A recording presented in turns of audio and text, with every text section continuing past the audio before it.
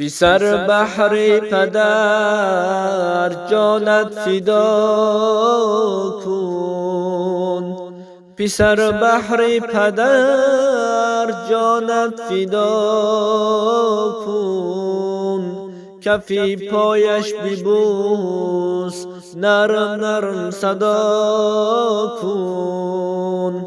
با وقتی زندگیش مهربان باش، با وقتی زندگیش مهربان باش. کی فردا در شود امروز ندا کن، کی فردا در شود امروز ندا کن. مگو امروز پگاه یا این که فردا، مگو امروز پگاه یا این که فردا. اول فرموده ای او را ادا کن، زی حالش دائما هر روز خبر گیر، زی حالش دائما هر روز خبر گیر. برایش بهترین تحفه جدا کن، برایش بهترین تحفه جدا کن.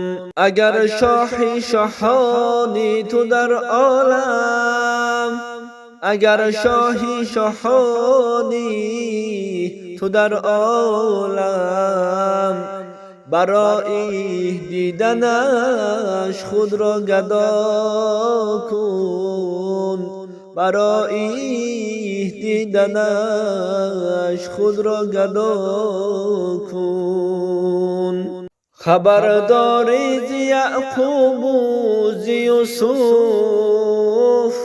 خبرداری ز یعقوب و ز یوسف. مباش یوسف تو اول سر بپا کن، مباش یوسف تو اول سر بپا کن. بدان که شد پدر گر از تو راضی، بدان که شد پدر گر از تو راضی. بعد از او رضاگی سوی خدا کن، بعد از او رضاگی سوی خدا کن.